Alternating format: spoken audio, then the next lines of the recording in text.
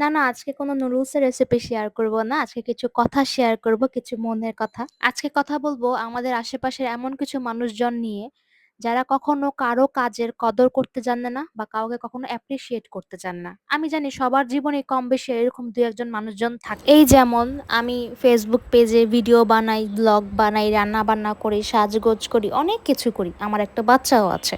এটা নিয়ে আমাকে অনেকে অনেক সুন্দর করে কমপ্লিমেন্ট করে, অনেকে অনেক সুন্দর করে কথাবার্তা বলে যে, "সুপ্রিয়া, তুমি এত সময় পাও কি করে? তোমার মধ্যে অনেক স্ট্যামিনা, অনেক সুন্দর করে তুমি সবকিছু করো। তোমাকে দেখে ইন্সপায়ার্ড হই।" আমি এরকমও কমেন্ট পেয়েছি। বাট বেশিরভাগ মানুষজনই আমাকে একটা কথা বলে বা আমার পিছে বলে বা খোঁচা মেরে বলে যে, "এর এত শক্তি, এর এত ধৈর্য, এটাকে আপনারা ভালো চোখে দেখেন?" অবশ্যই আমার অনেক ধৈর্য, অবশ্যই আমার অনেক স্ট্যামিনা। আমার বাচ্চাটাকে আমার একা বড় করতে হচ্ছে, আমার রান্নাবান্না করতে হচ্ছে, আমার সংসার করতে হচ্ছে। তারপরে সবকিছুর সামলে আমার এক্সট্রা কারিকুলাম। তারপর ও হ্যাঁ, ও এত ঘুরতে যেতে পারে, ওরা এত ঘুরে।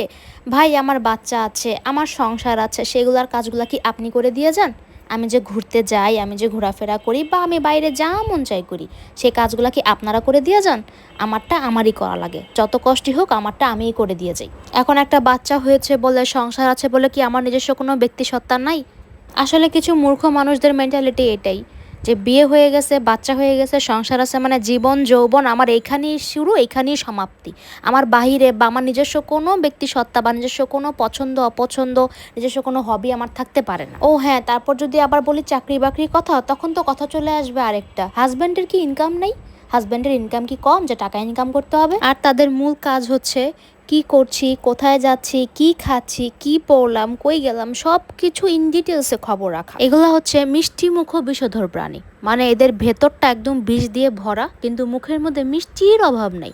মানে কথাবার্তা যে বলবে একদম মিষ্টি ঝরবে, কিন্তু কখনো তারা এরকম ভালো কিছু বলবে না যা আপনাকে ইন্সপায়ার্ড করে। এই ধরেন আপনার শাড়ি, গয়নাগাটি, সাজগোজ, মেকআপ বা রান্না বান্নার অনেক বেশি শখ, আপনি সেটা বেশি করতে ভালোবাসেন। এই ধরেন রান্না বান্না কোনো ফাস্টফুড আইটেম আপনার খেতে ইচ্ছে করলো, আপনি বাসায় বানিয়ে খেলে, সেটা নিয়ে কি বলবে? এত কিছু খাইতে পারে, এত কিছু খাইতে মন চায়। বা ধরেন সাজগোজ করতে খুব ভালো লাগে, সাজগোজ করলেন, অনেক গয়নাগাটি কিনলেন, আপনার এটা পছন্দ, তো সেটা নিয়ে কিন্তু অনেক সমালোচনা করবে। আর এগুলো ছ্যাঁচড়ামি লেভেল তো তখন ক্রস করে আবার তারাই এসে সেই জিনিসগুলো চেয়ে চেয়ে নিয়ে পড়বে, এটা একটু দিও তো, কিন্তু ভালোটা তারা বলবে যে তোমার চয়েসগুলো ভালো তো, তোমার জিনিসগুলো সুন্দর তো, বা তুমি তো সুন্দর করে সাজতে পারো, সেগুলো কখনো বলবে না। কারণ ভালোটা বললে তো অ্যাপ্রিসিয়েট করা হয়ে যাবে, মেয়েটার গুণগান করা হয়ে যাবে। যাই হোক, আজকে কিছুটা মনের বিষ ঝাড়লাম আর কি। আমার এই ভিডিও দেখে যদি কারো মনে বা বুকে আমার কথাগুলো বিঁধে ওঠে, প্লিজ মনে করবেন যে কথাগুলো আপনাদের জন্যই।